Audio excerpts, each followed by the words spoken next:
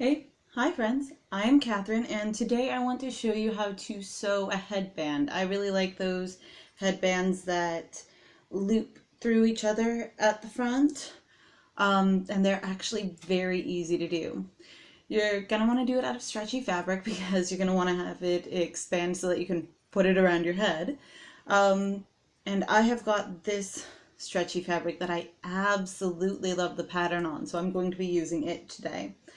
For this, you're going to want something that is able to go around your head twice. If you know what the circumference of your head is, from the base of your skull to the top of your noggin, awesome. Mine's 16 inches. So you're going to want it to be able to go around twice. So for 16 inches, that means I need at least 32 inches. You want to add like 2 inches of length to that for expansion. No, for folding over, because folding over takes some length. That's what I mean to say. You want to add like 2 inches of length to that for folding it over, because folding it over is going to take some length. And then you want it to be about 3 inches wide. If you make it 3 inches wide, 3 inches wide. If you make it 3 inches wide, then when you fold it over, it'll be about 1.5 inches. So you'll fold it over and sew it, and it'll be about 1.5 inches, but then you'll have that doubled over on itself. That's about the width you want for a headband. So I've already got this section of fabric cut. It is 34 inches long, hopefully. Yeah, about that, 34 inches long and about 3 inches wide. So what I'm going to do is fold it in half lengthwise so that it's still long, but with the right side in. So I've got the wrong side facing outward and the right side facing inward, and I'm just matching up those raw edges. I'm going to sew along this side with the raw edges on my sewing machine with a wobble stitch. That's, if your machine doesn't have a wobble stitch setting, that is the setting which has the very smallest zigzag. That will still allow for some expansion, will allow it to stretch, but will also hold it in place. So I'm going to go sew that and I'll be right back. One moment.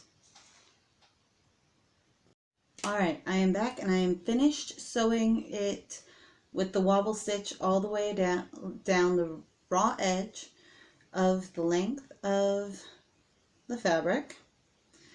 And the but ends are both still open. Whew, cannot speak today. The ends are both still open. Now what we're going to do is take and turn the full thing inside out. So for that, the easiest thing to do, I think, is push it through the inside. I've got a bamboo skewer here, and I'm using this is the pointed end, this is the blunt end. I'm going to use the blunt end to push it through because the pointed end can push through the fabric itself, can punch through it. And you don't really want that.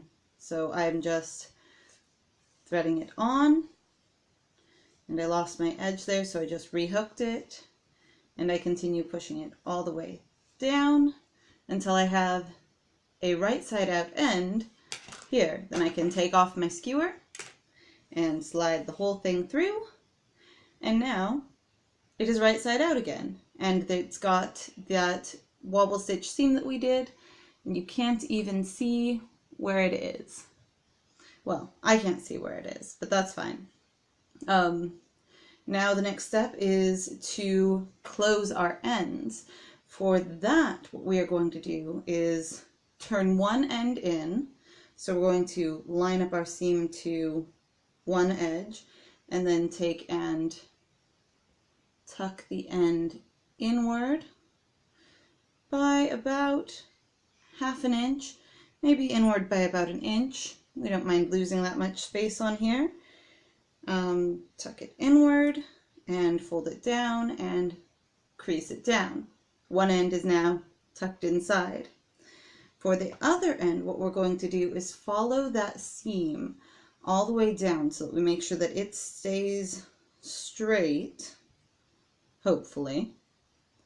We will see. And hopefully follow that seam all the way down